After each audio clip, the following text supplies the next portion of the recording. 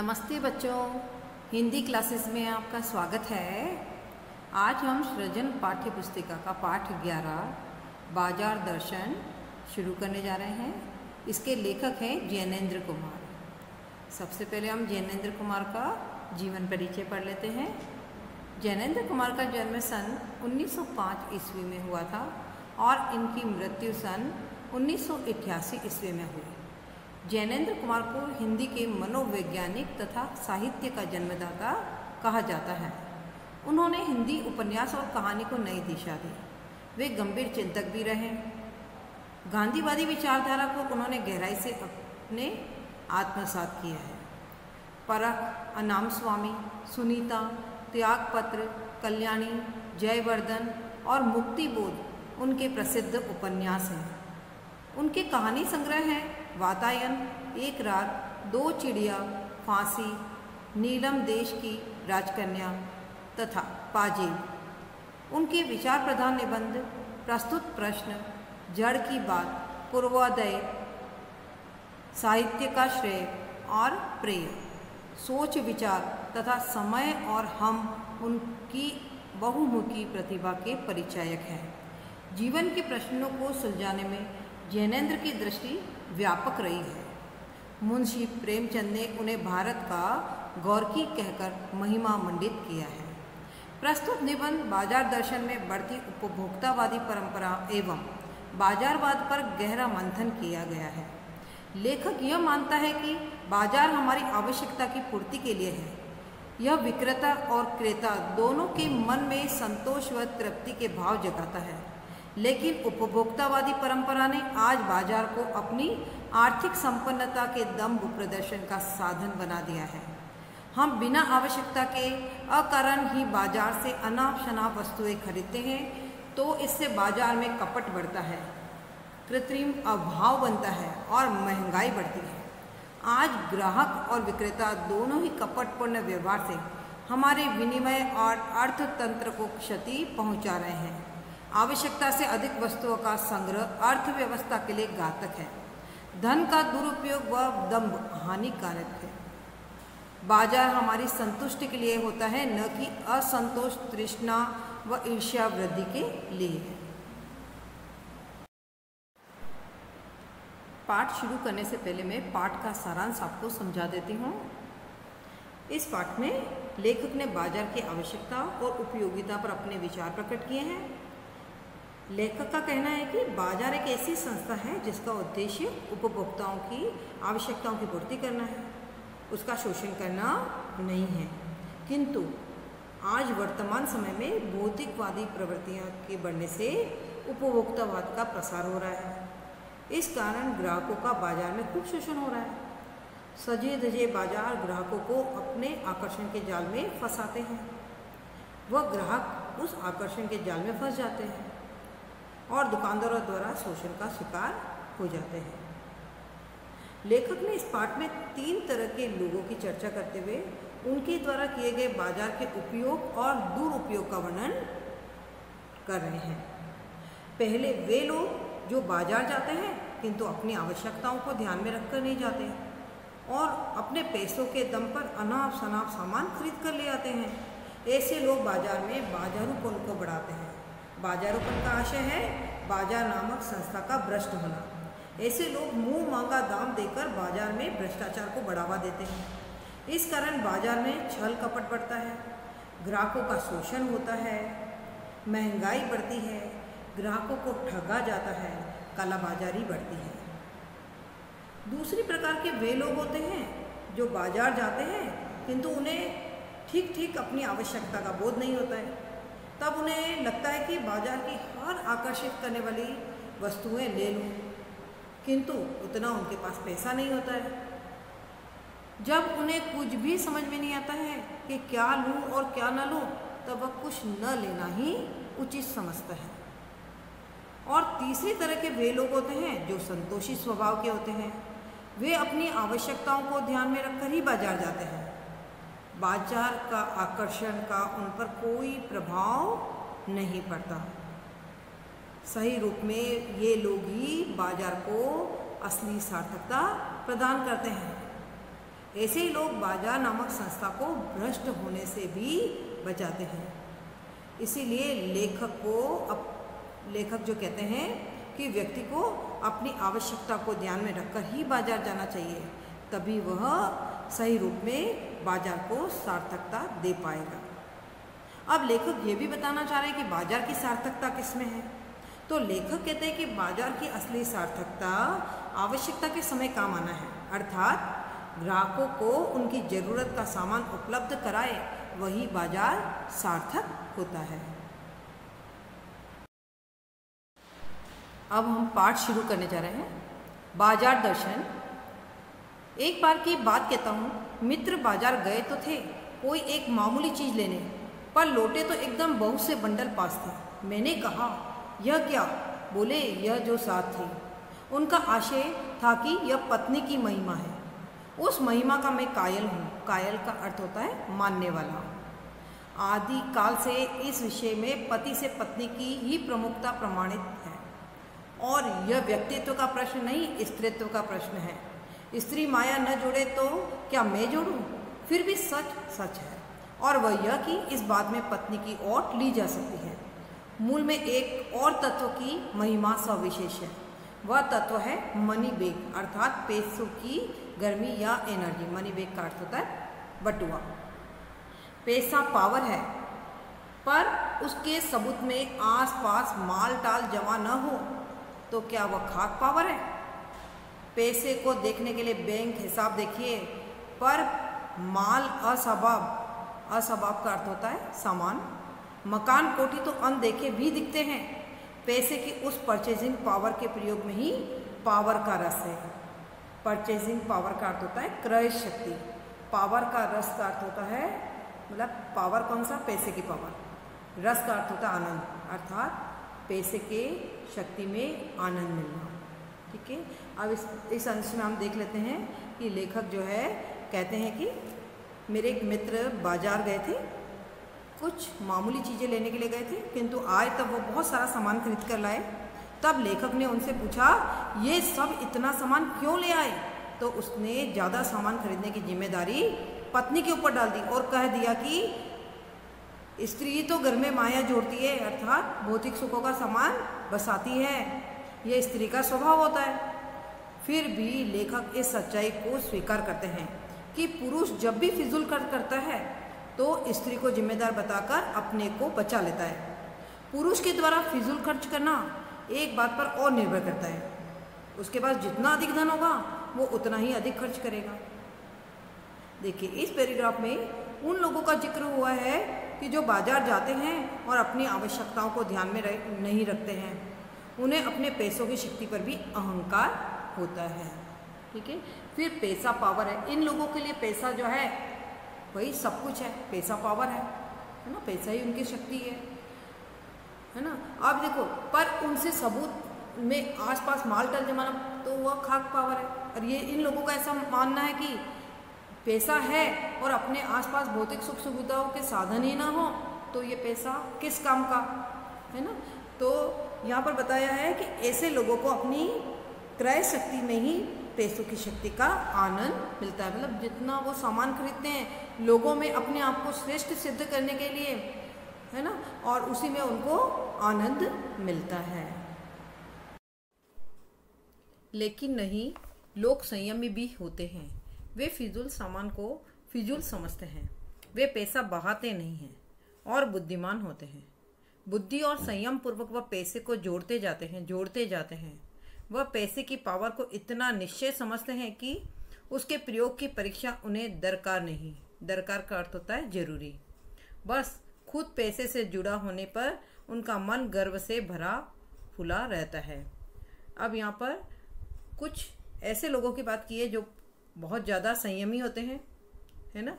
वो व्यर्थ पैसा नहीं खर्च करते हैं, है ना। बस पैसे को जोड़ते ही जाते हैं, अपना बैंक बैलेंस बढ़ाते जाते हैं, है ना। और उस पैसे को खर्च करना जरूरी नहीं समझते हैं। और बैंक में जब पैसा उनका बढ़ता जाता है तो उनका मन गर्व से भरा रहता है। तो ऐसे अत्यधिक संयमी जो लोग होते हैं उन पर व्यंग किए हैं। मैंने कहा, यह कितना सामान ले आए? मित्र ने सामने मनी बैग फैला दिया। कहा, यह देखिए, सब उड़ गया, अब जो रेल टिकट के लिए भी बचा हो। मैंने तब तय माना कि और पैसा होता और सामान आता। वह सामान जरूरत की तरफ देखकर नहीं आया, अपनी परचेजिंग पावर के अनुपात में आया। लेखक ने समझ लिया था कि उनके मित्र बाजार गए, सामान लेकर आए। उस समय वे आवश्यकताओं का ध्यान रखकर बाजार नहीं गए ना। तो लेखक ने मन में सोचा कि और पैसा होता तो और सामान उठा लाते, क्योंकि जो सामान वे खरीद के लाए वह जरूरत की तरफ देखकर नहीं आया है, उनकी क्रय शक्ति के आधार पर सामान आया है। लेकिन ठहरिए, इस सिलसिले में एक और भी महत्व का तत्व है जिसे नहीं भूलना चाहिए। उसका भी इस कर्तव्य में बहुत कुछ आते। वह महत्व है बाजार। मैंने कहा, यह इतना कुछ नाक ले आए। नाक का अर्थ होता है व्यर्थ। मित्र बोले, कुछ न पूछो, बाजार है कि शैतानों का जाल है। ऐसा सजा सजा कर माल रखते हैं कि बेहयाई हो जो न फंसे। मैंने मन में कहा, ठीक। बेहया का अर्थ होता है मूर्ख। मैंने मन में कहा, ठीक, बाजार आमंत्रित करता है कि आओ, मुझे लूटो और लूटो, सब कुछ भूल जाओ, मुझे देखो, मेरा रूप और किसके लिए है, मैं तुम्हारे लिए हूँ। नहीं कुछ चाहते हो तो भी देखने में क्या हर्ज है, अजी आओ भी। इस आमंत्रण में यह खूबी है कि आग्रह नहीं है। आग्रह तिरस्कार जगाता है, लेकिन ऊंचे बाजार का आमंत्रण मुख होता है और उससे चाह जगती है। चाह मतलब अभाव। चौक बाजार में खड़े होकर आदमी को लगने लगता है कि उसके अपने पास काफ़ी नहीं है, और चाहिए और चाहिए। मेरे यहाँ कितना परिमित है। परिमित का अर्थ होता है सीमित। और यहाँ कितना अतुलित है। ओहो, कोई अपने को न जाने तो बाजार का ये चौक उसे कामना से विकल बना छोड़े। विकल क्यों, पागल।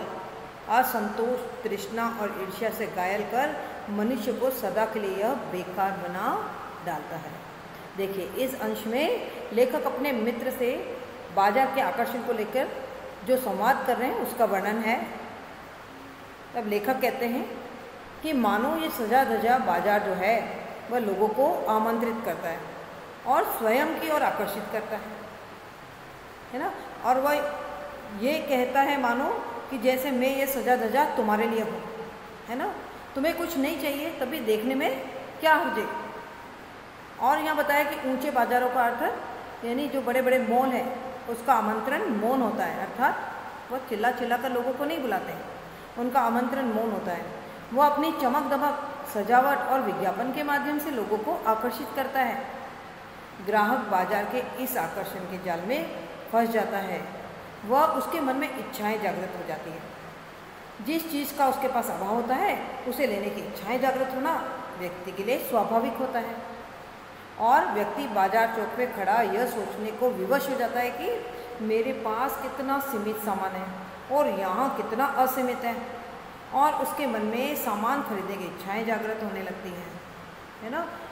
तो कोई अपने को न जाने तो बाजार का चौक कामनाओं से विकल बना डालता है कि जब व्यक्ति को पता नहीं होता है कि बाजार गया और उसको क्या लेना है, मतलब अपनी आवश्यकताओं को ध्यान में रखकर बाजार नहीं जाता है तो उसके मन में कई तरह की इच्छाएं जागृत होती हैं और वे इच्छाएं उसे सामान खरीदने के लिए व्याकुल बना देती हैं, है ना। तो बाजार का ये सजा धजा बाजार जो है वह व्यक्ति को असंतोष, लालसा और ईर्ष्या जैसे अवगुणों को पैदा कर उसको हमेशा के लिए बेकार बना डालता है। एक और मित्र की बात है।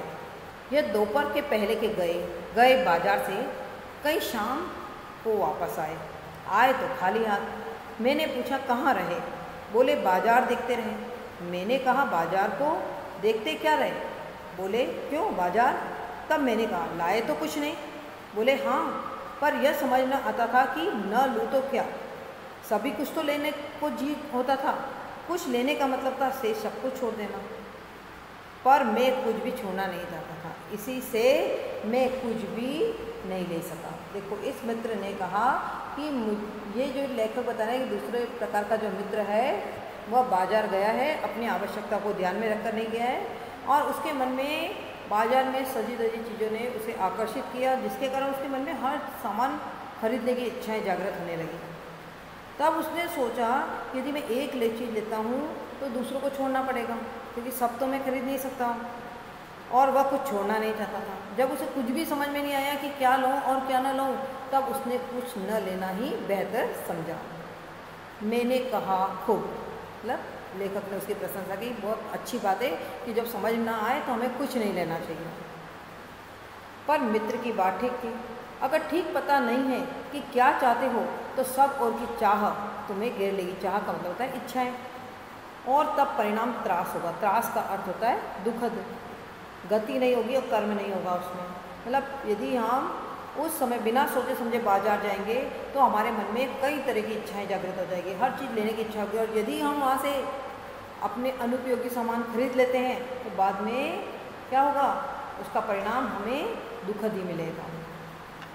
बाजार में एक जादू है, वह जादू आँख की राह काम करता है। वह रूप का जादू है, पर जैसे चुंबक का जादू लोहे पर चलता है, वैसे ही इस जादू की भी मर्यादा है। अब बाजार का जादू क्या है? उसका सजा धजा रूप वह लोगों को अपनी ओर आकर्षित करता है ना, और व्यक्ति अपने आप उस आकर्षण के जाल में खींचा चला जाता है। जिस तरह से चुंबक के प्रभाव से लोहा उसकी ओर आकर्षित होता है, वैसे ही सजा धजा बाजार भी लोगों को अपनी ओर आकर्षित करता है। जेब भरी हो और मन खाली हो, ऐसी हालत में जादू का असर खूब होता है। अब देखो, जेब में पैसा भी है और मन खाली होने से आशय हुआ है मन में आवश्यकता का बोध भी नहीं है, तो ऐसी हालत में उस व्यक्ति पर जादू, बाजार के जादू का प्रभाव पड़ता ही है। जेब खाली पर मन भरा ना हो तो भी जादू चल जाएगा। अब जेब खाली यानी जेब में पैसा नहीं है, किंतु मन भरा ना हो का मतलब होता है मन खाली अर्थात हमें अपनी आवश्यकता का बोध भी नहीं है और जेब में पैसा भी नहीं है, तब भी जादू चल जाएगा। अब कैसे चलेगा जादू? कि व्यक्ति जो है जब कोई सामान पसंद आ जाता है तो दुकानदार उसे तरह तरह की स्कीम बताता है, लोन के द्वारा उस सामान को खरीदने की बात करता है, उधार पर सामान दे देता है। इस तरह से वह उसे सामान खरीदने के लिए विवश बना डालता है। तो जेब में पैसा न हो तब भी व्यक्ति जो है उस पर ज़्यादा बाजार के जादू का प्रभाव पड़ता ही है। मन खाली है तो बाजार की अनेकानेक चीज़ों का निमंत्रण उस तक पहुँच जाएगा, और मन खाली अर्थात मन में आवश्यकता का बोध नहीं है तो बाजार की बहुत चीज़ें जो हैं उसे आकर्षित करेगी। कही हुई उस वक्त जेब भरी, तब तो फिर वह मन किसकी सुनने वाला है। और जेब में यदि पैसा है और आप अपनी आवश्यकता को ध्यान में रख के नहीं गए हो तो फिर अपना मन भी किसी की नहीं सुनेगा, है ना। और उस समय हमें हर चीज़ लेने की इच्छाएं जागृत होने लगेगी। मालूम होता है यह भी लूँ वह भी लूँ, उस समय हमारे मन में ऐसे भाव जागृत होंगे। सभी सामान जरूरी और आराम को बढ़ाने वाले मालूम होते हैं। उस समय व्यक्ति के मन में जब पैसा है जेब में और मन आवश्यकता का भी बोध नहीं है, तब हर चीज़ें उसे आकर्षित करती है। उसे लगता है ये भी ले लूँ वो भी ले लूँ, और सभी चीज़ें उसे ऐसा लगता है मानो ज़रूरी है और मेरे आराम को बढ़ाने वाली मालूम होती हैं। पर यह सब जादू का ही असर है। जादू की सवारी उतरी की पता चलता है कि फैंसी चीज़ों की बहुतायत आराम में मदद नहीं देती बल्कि खलल ही डालती है। खलल का अर्थ होता है बाधा। थोड़ी देर को स्वाभिमान को जरूर सेक मिल जाता है, पर इससे अभिमान की गिल्टी का अर्थ होता है गांठ, अभिमान का अर्थ होता है अहंकार या घमंड। गिल्टी की और खुराक ही मिलती है। जकड़ रेशमी डोरी की हो तो रेशम के स्पर्श से मुलायम के कारण क्या वह कम जकड़ होगी? अर्थात जब बाजार के जादू का नशा उतरता है तो जो फैंसी चीज़ें आरामदायक समझकर लाई जाती है वही चीज़ें व्यक्ति के आराम में बाधा डालने लगती है, क्योंकि उन चीज़ों में टिकाऊपन का गुण नहीं होता है। थोड़ी देर के लिए भले ही उसके स्वाभिमान को सेक मिल जाता है, क्योंकि वो सोचता है कि जो वस्तु दूसरों के पास नहीं है वह मेरे पास है, और उसको अपने पैसों पर घमंड और अधिक बढ़ जाता है। जैसे बताया है कि जैसे रेशमी डोरी की पकड़ मजबूत नहीं होती है, उसे खींचे तो वह हाथ से फिसल कर निकल जाती है, उसी तरह फैंसी चीज़ों में भी ज़्यादा मजबूती नहीं होती है, टिकाऊपन नहीं होता है। व्यक्ति बाजार के आकर्षण के जादू में जब फंस कर फैंसी चीज़ें खरीद लेता है तो बाद में वह पछताता है। पर उस जादू की जकड़ से बचने का एक सीधा सा उपाय है, वह यह कि बाजार जाओ तो मन खाली न हो। अर्थात बाजार के जादू से बचने का एक उपाय लेखक ने बताया है कि हम जब भी बाजार जाएं, मन में आवश्यकता को ध्यान में रख कर जाएं, खाली मन से न जाएं। मन खाली हो तब बाजार न जाओ, अर्थात जब हमें अपनी आवश्यकता का बोध न हो तब हम बाजार न जाएं। कहते हैं कि लू में जाना हो तो पानी पीकर जाना चाहिए, पानी भीतर हो तो लू का लूपन व्यर्थ हो जाता है। यानी तेज गर्मी हो और लू भरी हवाएं चल रही हो और हमें जाना जरूरी है तो पानी पीकर जाएंगे तो लू का प्रभाव हम पर नहीं पड़ेगा। उसी तरह मन लक्ष्य से भरा हो तो बाजार भी फैला का फैला रह जाएगा, अर्थात हमें अपने मन में अपनी आवश्यकता का बोध हो, है ना, हमें क्या लेना है उस पर हम दृढ़ निश्चय रहें तो बाजार की सजावट फैली की फैली रह जाएगी, वो हम पर कोई भी प्रभाव नहीं डाल पाएगी। तब वह गाँव बिल्कुल नहीं दे सकेगा। गाँव का अर्थ होता है, यहाँ पर अर्थ लेंगे अपन मन की चोट से, तब वह बाजार हमें किसी भी तरह की चोट नहीं दे सकेगा, अर्थात हमारे मन को दुखी नहीं करेगा, बल्कि कुछ आनंद ही देगा। मतलब हम अपनी आवश्यकता के अनुसार ही सामान लाएंगे तो हमारा मन सदैव प्रसन्न रहेगा, दुखी नहीं होगा। तब बाजार तुमसे कृतार्थ होगा। कृतार्थता का अर्थ होता है संतुष्ट होगा, क्योंकि तुम कुछ न कुछ सच्चा लाभ उसे दोगे। बाजार की असली कृतार्थता है आवश्यकता के समय काम आना। यानी जो व्यक्ति बाजार जाए, अपनी आवश्यकता के अनुसार ही सामान खरीदे तो ऐसा व्यक्ति बाजार को कृतार्थ करता है। और बाजार की असली कृतार्थता आवश्यकता के समय ग्राहकों के काम आए, अर्थात ग्राहकों की आवश्यकता के अनुसार ही सामान बाजार में उपलब्ध हो तो वह बाजार सार्थक कहलाता है।